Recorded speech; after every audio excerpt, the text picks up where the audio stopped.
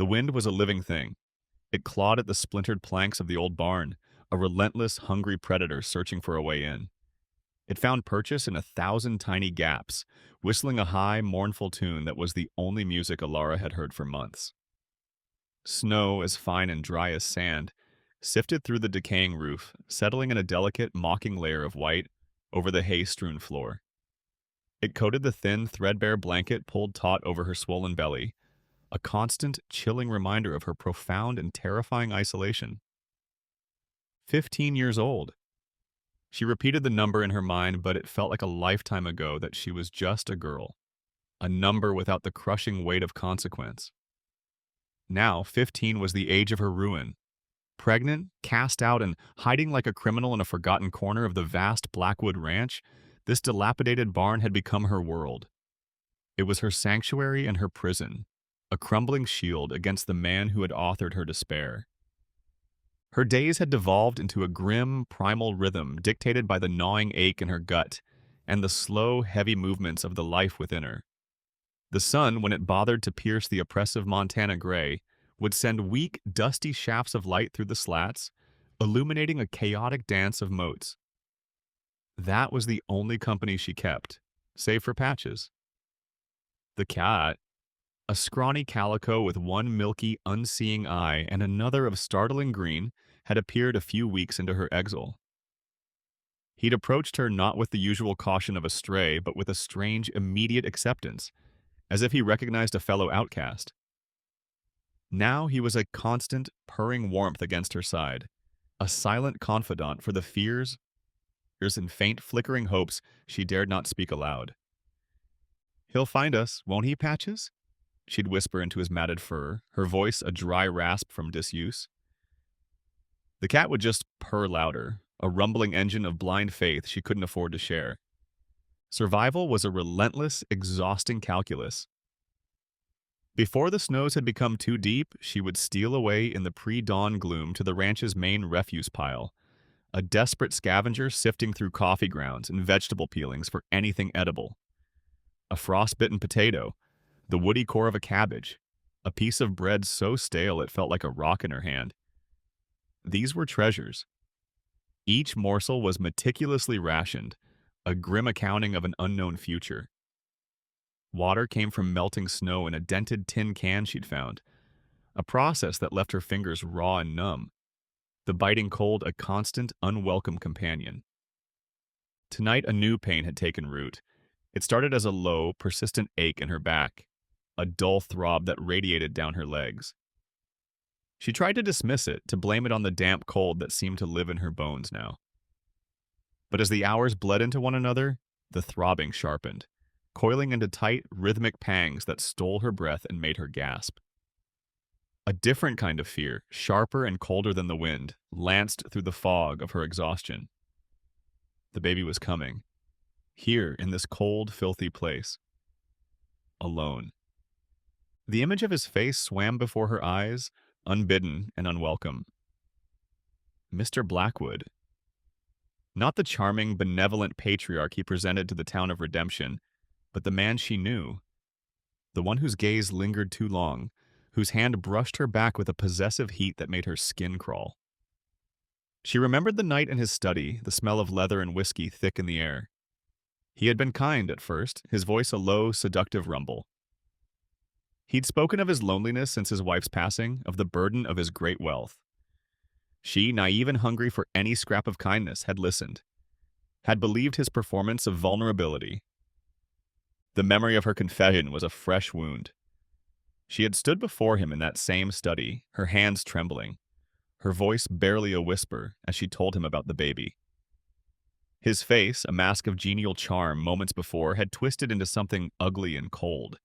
The transformation was so sudden, so complete, it had been like watching a man pull off his own skin. "You think to trap me?" he had hissed, his voice low and venomous. "You think your little whore's trick will get you a piece of this?"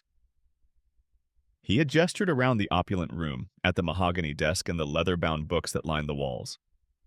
"This is my legacy, my son's legacy. Not for the likes of you or your bastard." Shame had been a physical blow, hot and suffocating.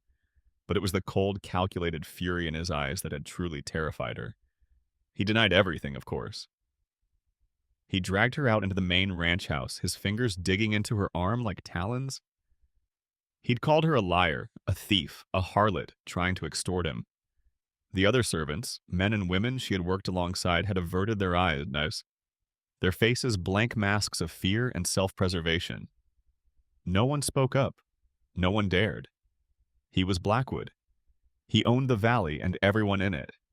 He'd cast her out with nothing but the thin dress on her back, her meager belongings thrown into the dirt after her. "Get off my land," he'd snarled, his voice carrying across the yard for all to hear. "And if you ever show your face in redemption again, you'll regret the day you were born." The town had been no better. It was Blackwood's town. The whispers followed her down the dusty main street like a swarm of angry bees. Doors were closed quietly in her face. The sheriff, a man with a perpetual sheen of sweat on his upper lip, and a gaze that never quite met hers, had told her to move along.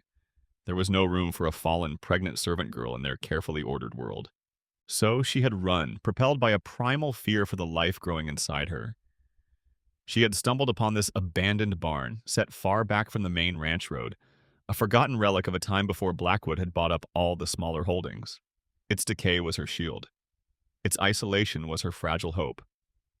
Now, as another contraction seized her, stronger than the last, that hope felt like a cruel joke. She cried out, the sound swallowed by the vast, indifferent emptiness of the barn. She was a child herself, about to bring another child into a world that had shown her nothing but the back of its hand. Suddenly a sound cut through the howl of the wind, a creak, the groaning protest of the heavy barn door being pushed open. Alara's breath caught in her throat. She tried to flatten herself into the hay, to will herself invisible. Two figures were silhouetted against the swirling snow of the twilight, their broad shoulders filling the doorway. "Think she'd be stupid enough to hide out here?" The voice was a low, gravelly rasp. Gus. She recognized it from the ranch, a man whose cruelty was a point of pride. "Blackwood wants it done quiet," the second voice, higher and thinner, replied. Slim. Always at Gus's side, a weasel to his wolf. "No fuss. Just make sure she ain't breathing when we're done." Ice flooded Alara's veins. This wasn't a search party. This was an execution. She squeezed her eyes shut, a silent, desperate prayer escaping her lips. Patches curled against her side sensed the shift in her body, the sudden terror. The cat let out a low, guttural hiss. "What was that?" Slim's voice was closer now. The beam of a lantern sliced through the gloom, its yellow light sweeping across the dusty floorboards. "Just a rat," Gus dismissed with a grunt. "This place is crawling with them. Let's get this over with." The lantern beam danced and jumped, painting the barn's interior with frantic, distorted shadows. It caught on a rusty scythe hanging from a peg, making it gleam like a crooked smile. It swept over a broken wagon wheel leaning against the far wall. And then it stopped. It stopped on a small, pathetic bundle near the hay pile where she was hiding, the worn-out shawl her own mother had given her, which she'd been using as a pillow. Slim took a step forward, his boots crunching on the frost-covered ground. "Hold on," he said, his voice dropping. "That ain't no rat." He bent down, the lantern held low, and picked up the shawl between a thumb and forefinger, as if it were something foul. "This looks like hers." Gus spat a stream of tobacco juice onto the floor. "Probably just some old rags. Come on, Slim, it's freezing in here." But Slim wasn't listening. His eyes, small and beady, were scanning the deep shadows of the barn. Alara felt as if his gaze could physically pierce the hay. She held her breath until her lungs burned. Every muscle in her body was locked, screaming.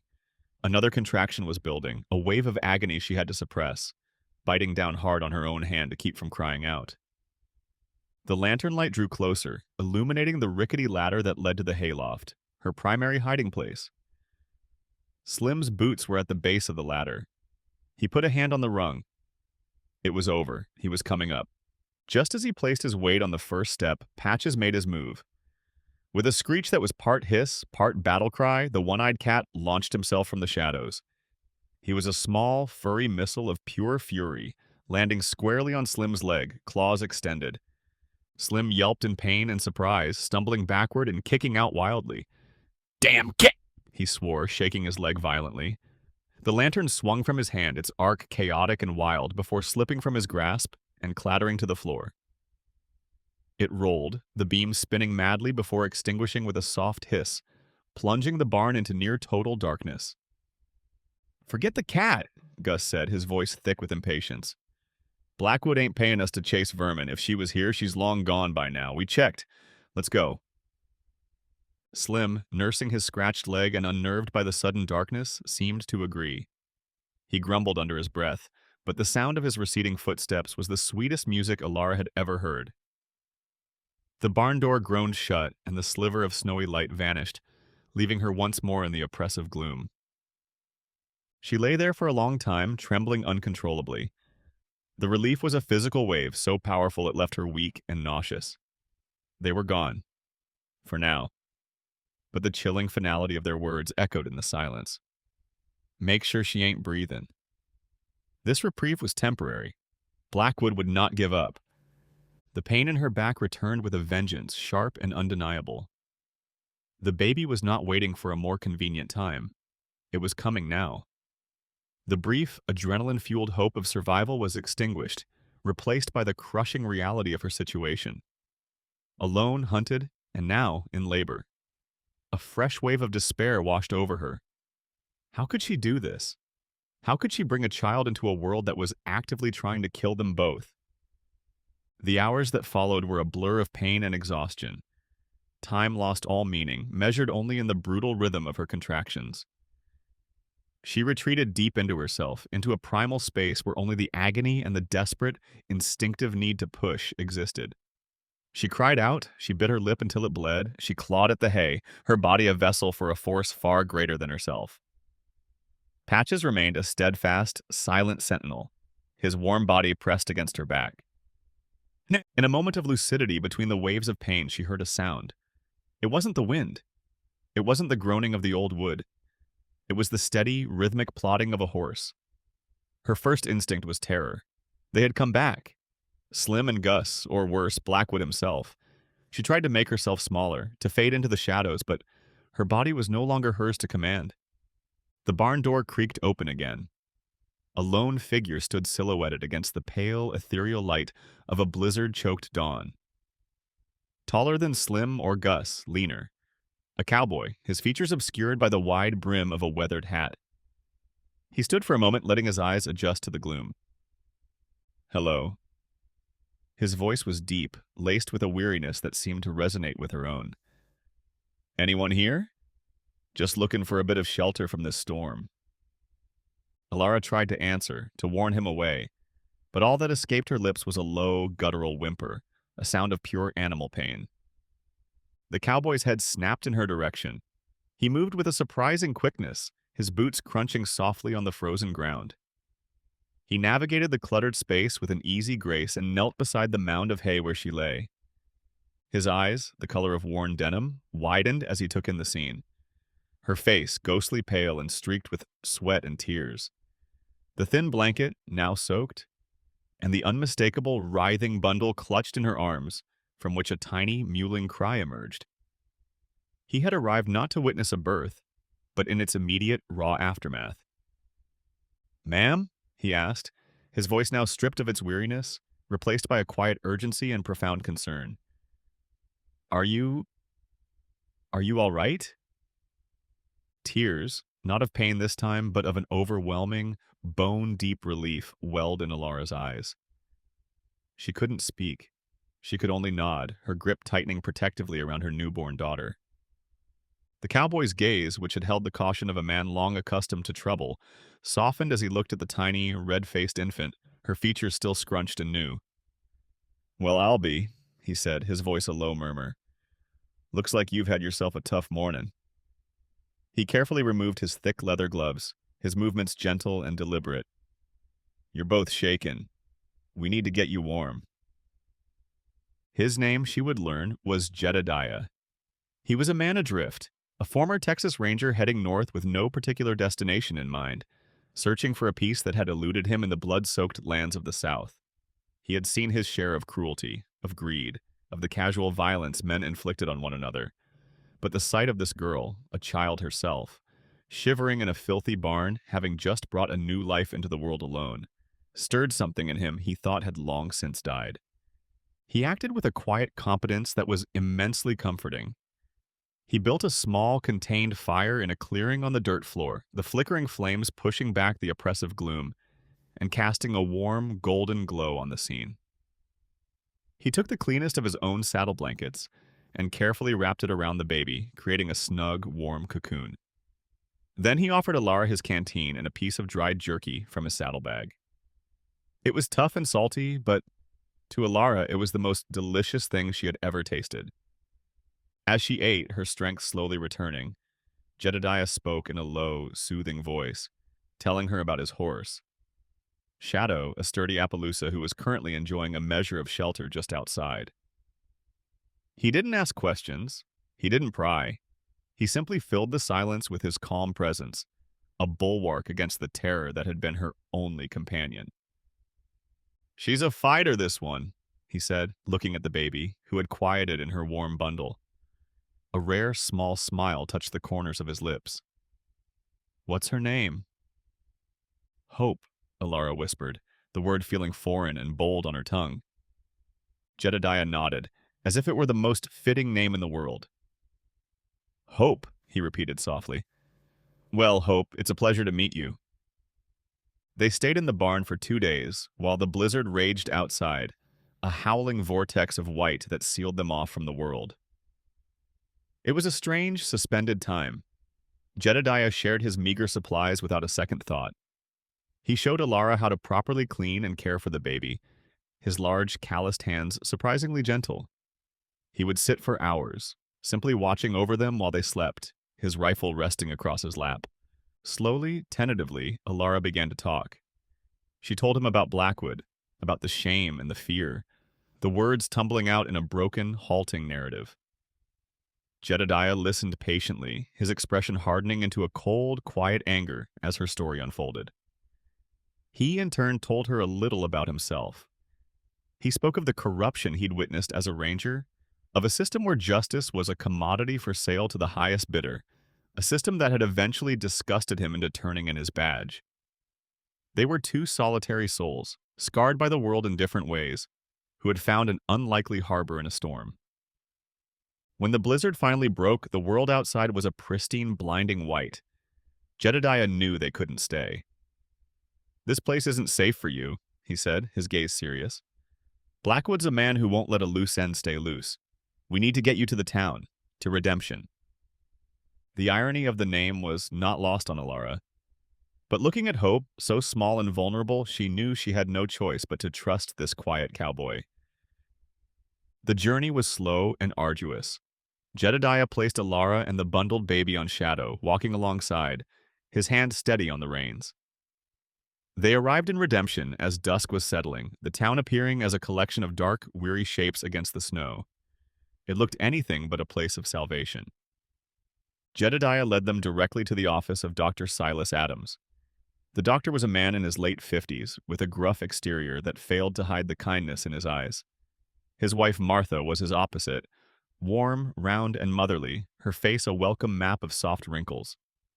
They took one look at Alara, pale and exhausted, and the tiny infant in her arms, and ushered them inside without a single question about propriety. Martha clucked over the baby, her experienced hands unwrapping the blankets. "Oh, you poor dear," she murmured to Alara. "To have gone through that all alone, you are a brave, brave girl." For the first time in almost a year, Alara felt the comfort of a mother's touch, the simple, profound kindness of a stranger. She broke down, silent, shoulder-shaking sobs racking her body, a release of all the pent-up fear and loneliness. Martha simply held her, patting her back until the storm passed. But their arrival was a stone cast into the still, cold pond of redemption. News traveled fast in a town that small. The girl Blackwood had cast out had returned, and she wasn't alone. She had a baby and a cowboy.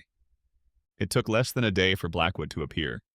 He rode into town on a magnificent black stallion, his posture ramrod straight, his expensive coat a stark contrast to the drab surroundings. He was flanked by Slim and Gus, their expressions sullen and menacing. Blackwood's presence was like a drop in temperature. Conversations ceased, and people scurried out of his way. He went straight to the sheriff's office. Sheriff Brody, a man whose spine seemed to be made of jelly, practically tripped over himself to welcome the rancher. Jedediah, watching from the window of the general store across the street, saw the exchange. He saw Blackwood's imperious gestures, the sheriff's obsequious nodding. It was a scene he had witnessed 100 times before, power bending the law to its will. A short time later, Sheriff Brody, his face set in a mask of grim duty, marched across the street to Doc Adams' house. 2 deputies followed in his wake. Doc Adams met them on the porch, his arms crossed over his chest. "What can I do for you, Sheriff?" "I'm here for the girl, Silas," Brody said, avoiding the doctor's eyes. "Blackwood's pressing charges. Theft of property." "Theft?" Doc Adams scoffed. "She took a few scraps of food to keep from starving. You know as well as I do what that man did to her." "That ain't my concern," Brody said, his voice flat. "I have a warrant. Step aside." He pushed past the doctor. Inside, Alara, who had been nursing Hope by the fire, looked up, her face draining of all color. Jedediah entered through the back door just as the deputies were moving towards her. He didn't draw his weapon. He didn't need to. His presence was enough to make them pause. He stepped forward, placing himself between them and Alara. "Leave her alone, Sheriff." Jedediah's voice was dangerously quiet. "This ain't your business, cowboy," Brody blustered, his hand hovering near his own pistol. "This is a legal matter." "It stopped being a legal matter when Blackwood sent his dogs to murder her in that barn," Jedediah said, his eyes like chips of ice. He let the words hang in the air. Brody's face paled slightly. Jedediah then turned his attention to the small crowd of townsfolk that had gathered outside, drawn by the commotion. His voice rose, clear and strong, carrying across the street. "This man," he said, pointing a finger directly at Blackwood, who was observing the scene from the steps of the sheriff's office with a smug smile. "This man is the real criminal here. He used this girl, cast her out to die, and now he wants to use the law to silence her. Is that the kind of justice you have here in Redemption?" A murmur rippled through the crowd. Eyes shifted from Jedediah to Blackwood.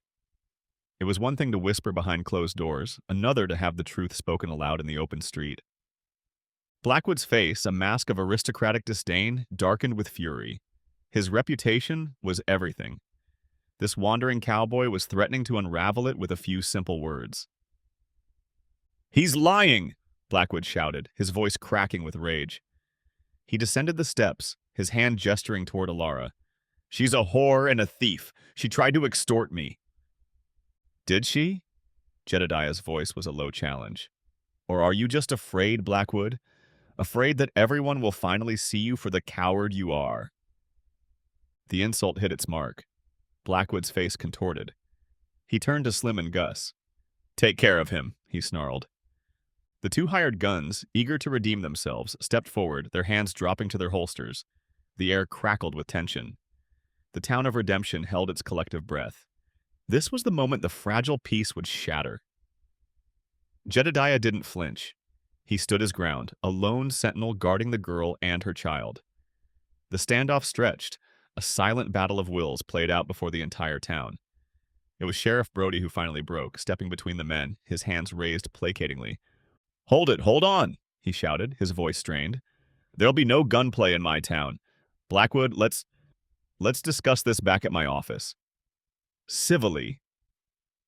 Blackwood shot a look of pure venom at Jedediah, but knew a public gunfight would do him more harm than good. He gave a curt nod and stalked back toward the sheriff's office, his men trailing behind him like shadows. The immediate crisis had been averted, but a sense of dread lingered. The next few days were a quiet war. Alara and Hope remained with the Adamses, virtual prisoners in the house. Jedediah became a restless guardian, rarely sleeping, his eyes constantly scanning the street. The town itself was a fractured entity. Some people would cross the street to avoid Jedediah. Others would offer a quiet nod of support. Martha Adams reported that supplies at the general store were suddenly being sold to her at double the price. Blackwood was squeezing them. The breaking point came in the form of a terrified stable boy who burst into the Adams home one evening, breathless and wide-eyed. "Mr. Adams, it's Gus and Slim.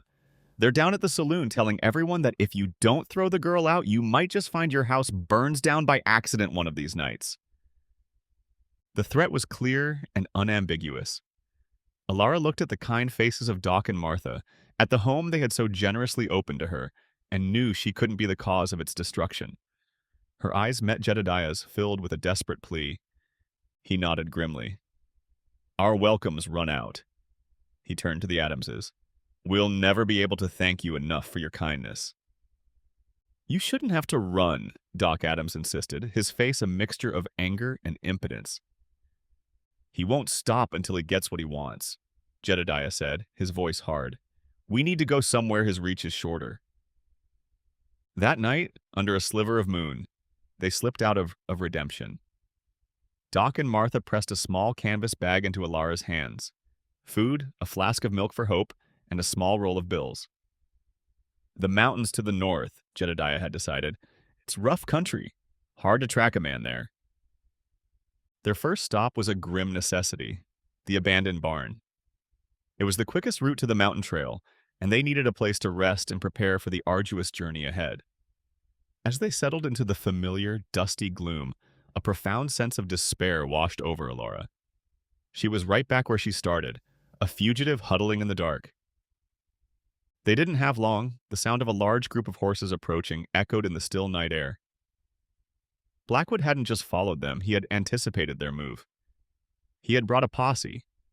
The barn was no longer a shelter, it was a trap. "Bar the door!" Jedediah's voice was sharp, cutting through Alara's fear. He moved with a swift, deadly purpose, wedging a heavy wooden beam against the main door. "They won't get in easy." Alara, clutching Hope to her chest, looked around at the crumbling walls.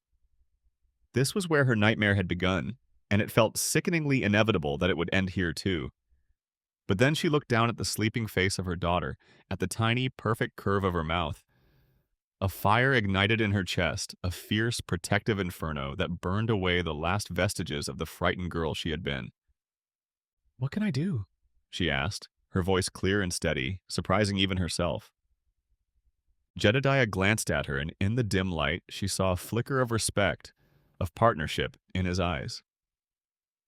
"Help me fortify this place," he said. "Tonight we make them regret ever coming after us." Together they became a flurry of desperate activity.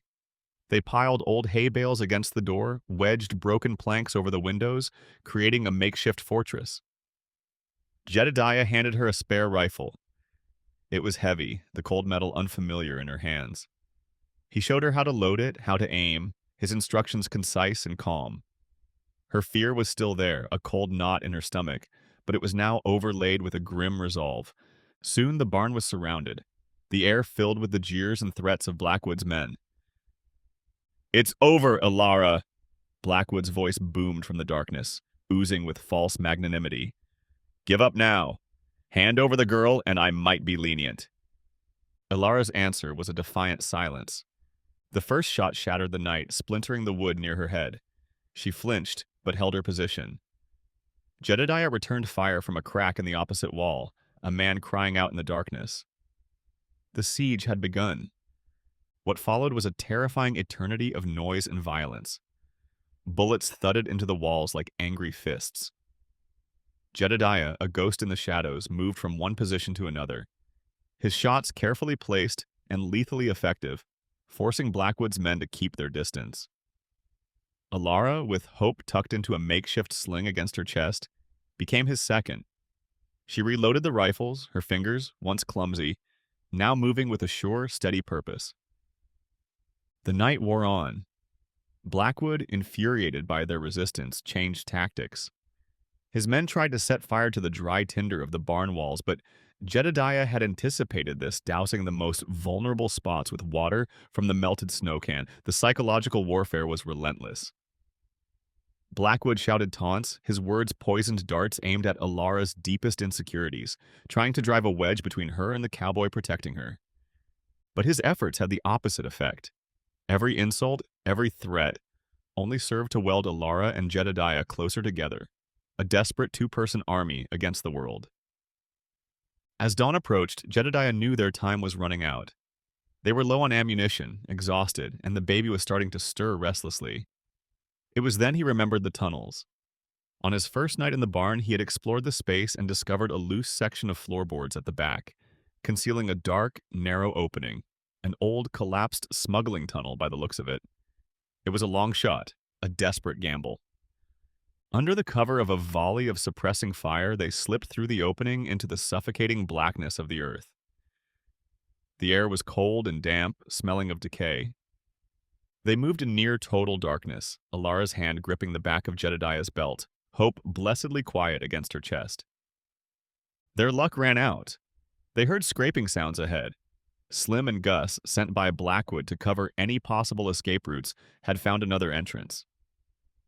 The ensuing struggle was a brutal, clumsy affair in the pitch black.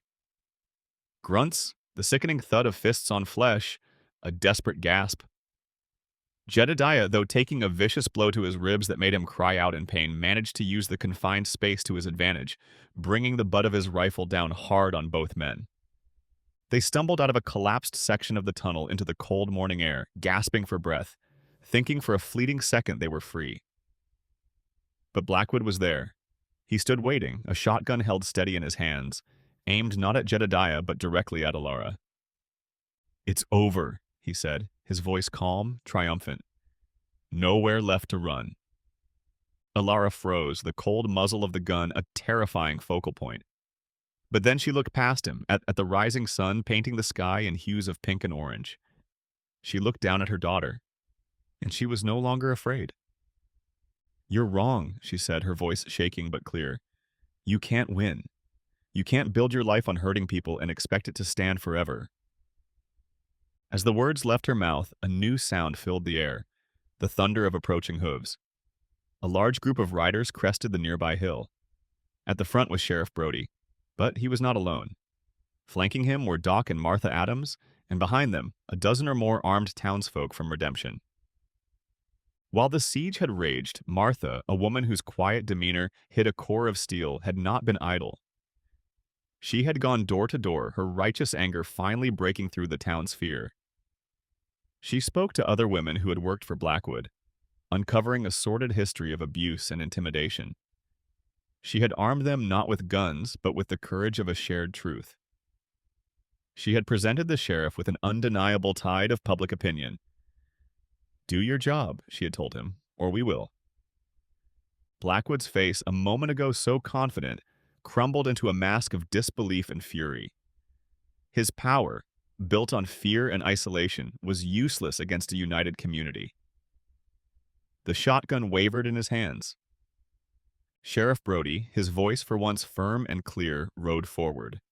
"Blackwood, you're under arrest for assault, attempted murder, and a list of other charges as long as my arm." The siege was over. Not with a final, bloody gunfight, but with the quiet, inexorable power of a community that had finally found its voice. Justice, it turned out, had found its way to Redemption after all. The aftermath was a blur of relief and exhaustion. Blackwood and the remnants of his posse were taken into custody. Their departure met with the stony silence of the assembled townspeople. Doc Adams tended to Jedediah's injuries, a cracked rib and a collection of deep bruises, his gruff pronouncements belying his gentle touch. Alara and Hope were brought back to the Adams home, no longer as fugitives, but as guests of honor.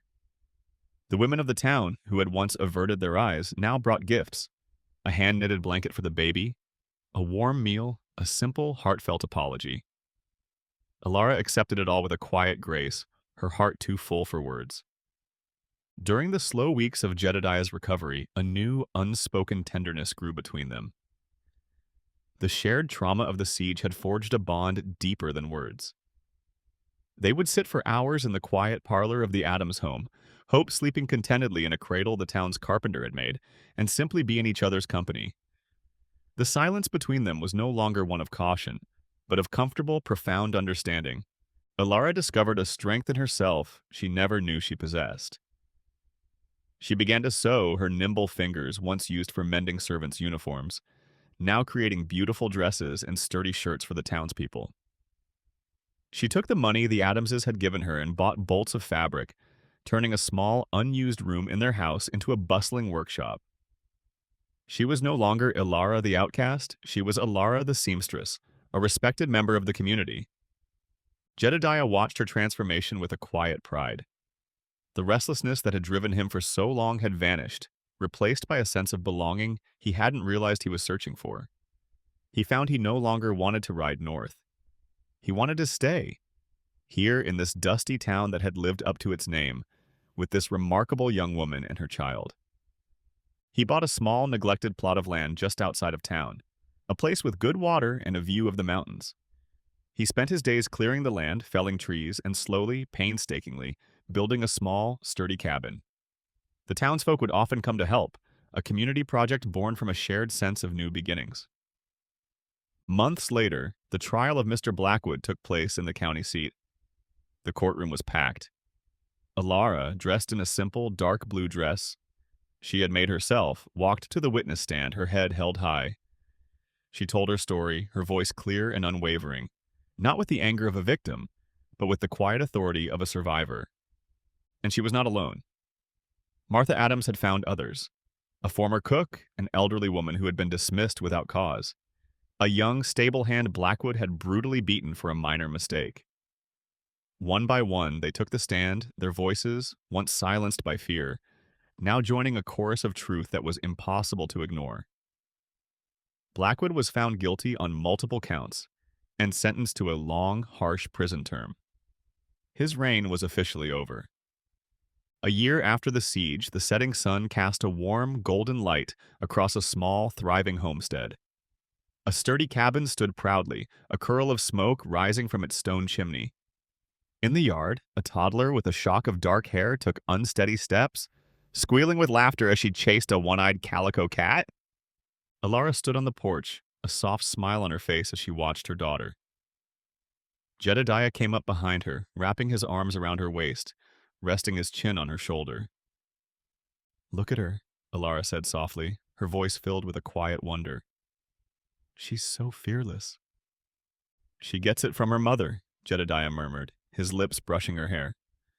They stood there for a long time, watching Hope play, the sound of her laughter mingling with the gentle evening breeze. The abandoned barn still stood on the horizon, a dark, silent monument to the past. But it no longer held any power over her. It was just a building, a place she had passed through on her journey from a frightened girl to a strong woman, from isolation to family, from despair to a life brimming with a hard-won, beautiful, and enduring hope.